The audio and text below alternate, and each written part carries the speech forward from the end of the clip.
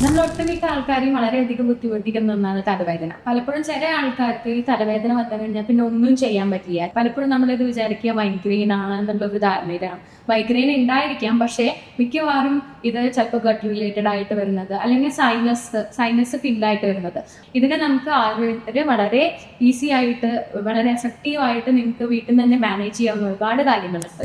നമുക്ക് എപ്പോഴും വളരെ പരിചയമുള്ള ഒരു കാര്യമാണ് സസ്യമല്ലേ, ഞങ്ങൾ പറയുന്ന ഒരു കാര്യമാണ്. സസ്യകന്യം വളരെ സിമ്പിളായിട്ട് മൂക്കിൽ 2 തുള്ളി മരുന്ന് നോക്കിയിട്ട് ആവശ്യമുള്ളൂ. ട്രീറ്റ്മെന്റ് ആയിട്ട് ചെയ്യുന്ന സസ്യം, അതായത് ഇപ്പം നിങ്ങൾ ക്ലിനിക്കിൽ പോയിട്ട് അല്ലെങ്കിൽ ഹോസ്പിറ്റലിൽ പോയിട്ട് ചെയ്യുന്ന സസ്യം വേറെയാണ്. പക്ഷേ ഇത് നിങ്ങൾക്ക് പനിയോ ജലദോഷമോ ഒന്നും ഇല്ലാത്ത സമയത്ത് വളരെ റെഗുലർ ആയിട്ട് തന്നെ വീട്ടിൽ നിന്ന് ചെയ്യാവുന്നതാണ്. 2 തുള്ളി മരുന്ന് മൂക്കിലൊട്ടിക്കേണ്ട ആവശ്യമുള്ളൂ.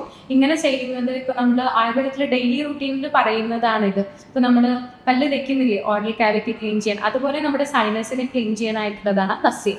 ഇങ്ങനെ നസ്യം നമ്മൾ വളരെ റെഗുലറായിട്ട് ശീലിച്ചു കഴിഞ്ഞാൽ ഈ പെർമനന്റ് ആയിട്ടുള്ള ക്രോണിക് ആയിട്ടുള്ള തലവേദന ഒരു പരിധി വരെ നമുക്ക് ഒഴിവാക്കി നിർത്താൻ പറ്റും. നമ്മുടെ സൈനസിൽ കഫം കളക്ട് ചെയ്യപ്പെടുന്നത് കൊണ്ടാണ് വരുന്നത്. ഈ നസ്യം റെഗുലറായിട്ട് ചെയ്ത് കഴിഞ്ഞാൽ ആ തലക്കനൊക്കെ ഒന്ന് കുറയും. പിന്നെ ചെറിയ ചെറിയ കാര്യങ്ങൾ കേൾക്കുമ്പോഴേക്കും പെട്ടെന്നൊന്ന് ടെൻഷൻ ആകുമ്പോഴേക്കും തലയ്ക്ക് അടി കിട്ടിയ പോലെ തലവേദന വരിക, ഇതൊക്കെ ഈ ഒരു സിംറ്റംസ് ഒക്കെ വളരെ കുറവായിട്ട് കാണാറുണ്ട്. പിന്നെ നിങ്ങൾക്ക് നസ്യം ചെയ്യാൻ പേടിയാണ്, അല്ലെങ്കിൽ നസ്യം ചെയ്യാൻ പറ്റാത്ത ആൾക്കാരാണ്, പ്രഗ്നന്റ് ആയിട്ടുള്ള ലേഡീസിന്, കുട്ടികൾക്ക് നസ്യം നമ്മൾ പൊതുവെ പറയാറില്ല.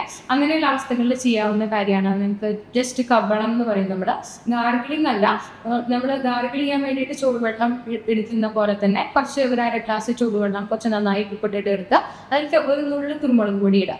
എന്നിട്ട് നമ്മളിത് വായിലിങ്ങനെ പിടിക്കുക. വായിൽ പിടിച്ചിട്ട് ഒരു 30 സെക്കൻഡ് കഴിയുമ്പോൾ തുപ്പിക്കളയും. അപ്പം നിങ്ങൾക്ക് കാണാൻ പറ്റും ഈ നമ്മൾ തുപ്പുന്ന വെള്ളം വളരെ കൊഴുത്തു പോകുന്നതായിട്ട് കാണാൻ പറ്റും. അത് ശരിക്കും ഈ കഫം ഡ്രെയിനായി പോകുന്നതാണ്. ഇത് ചെയ്താലും കുറേയൊക്കെ നമുക്ക് ഇത് മാനേജ് ചെയ്യാൻ പറ്റും.